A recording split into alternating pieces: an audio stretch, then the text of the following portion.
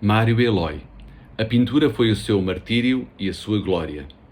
Aos 19 anos, depois de uma experiência como ator de teatro amador, depois de ter abandonado o liceu e ter passado pela Escola de Belas Artes de Lisboa, que deixaria desagradado com o ensino que se praticava na instituição, depois de ter cedido às pressões familiares e de se ter empregado num banco ao Chiado, vivendo uma existência boémia e diletante, irreverente e inquieta, Mário Eloy, nascido em 1900 e que morreu em 1951, em perseguição do seu sonho, a pintura, fugiu de casa e partiu aventurosamente para Madrid, aí se deliciando com visitas assíduas aos museus. Foi o cenógrafo Augusto Pina, que trabalhava no Teatro Dona Maria II, no Rossio, quem o foi encontrar na capital espanhola e quem o entregou aos pais, com a promessa de deixarem o rapaz dedicar-se à amada pintura e de lhe arranjar um recanto para trabalhar no seu ateliê no teatro, no próprio Teatro Dona Maria II. Assim era a ligação emocionante, profunda, visceral de Mário Eloy, um dos maiores representantes do segundo modernismo português com a pintura. Um ser humano doce e meigo, que na solidão íntima da oficina convivia com as suas sombras, lidava com os seus dramas, enfrentava os seus monstros. Qualquer recanto lhe servia para se expressar.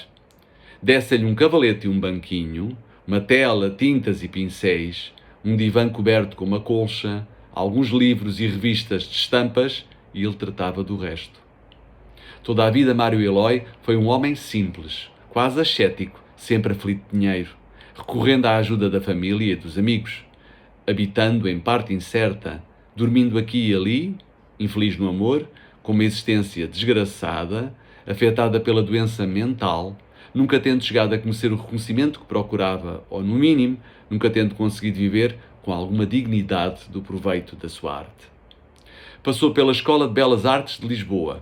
Viajou por Paris e Berlim, absorvendo experiências de nomes e movimentos diversos. Porém, foi sempre como autodidata que se afirmou no desenho e na pintura. O estilo adquiriu com a experiência, com o trabalho diário, com a obstinação infatigável. Entre os seus pintores de eleição contavam-se os portugueses Columbano e Eduardo Viana, os grandes mestres Picasso, Chagall, Cézanne e Matisse, alguns pintores espanhóis de então e certos alemães do período pós-Primeira Grande Guerra.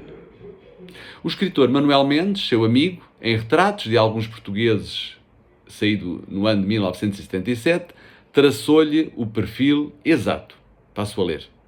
A sua miopia obrigava-o a aproximar-se das coisas, a desenhar dobrado sobre o papel, a pintar com o rosto quase encostado à tela, os olhos franzidos, a boca desesperada a morder o cachimbo, e o demónio impertinente que o atormentava a pedir-lhe, e mais, sempre mais. Naquela atitude prostrada não tinha sossego.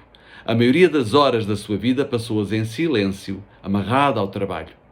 A pintura engordava-a de sucessivas camadas de tinta até atingir a simplicidade do desenho e da mancha, aquela singeleza forte e admirável que é, porventura, o maior encanto da sua arte. As mãos grossas e deformadas moviam-se como num pesadelo, e horas a fio, dias consecutivos, como esquecido de tudo, ei-lo taciturno, a maior parte das vezes calado, outras a assobiar melodias extravagantes e improvisadas, sempre a tecer aquele mundo fantasmagórico e tocante, alucinado e idílico, aquela arte que tem o condão de nos levar arrastados pela força indomável do seu estro. Fim de citação. Mário Eloy foi um artista excepcional que o destino conduziu para as trevas da demência, para a perda da razão. Sobretudo a partir do final dos anos 30 e início dos anos 40, começou a ser muito evidente a tragédia da sua existência. Uma malvada doença degenerativa que lhe afetou a capacidade cognitiva, o equilíbrio emocional e a motricidade. Veio a falecer na Casa de Saúde do Telhal, após um longo período de internamento, no ano de 1951, portanto com 51 anos.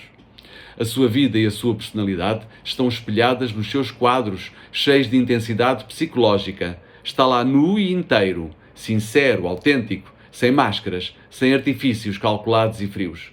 Procurem-nos e contemplem-nos, que valem bem a nossa admiração. Obrigado, até à próxima, fique bem.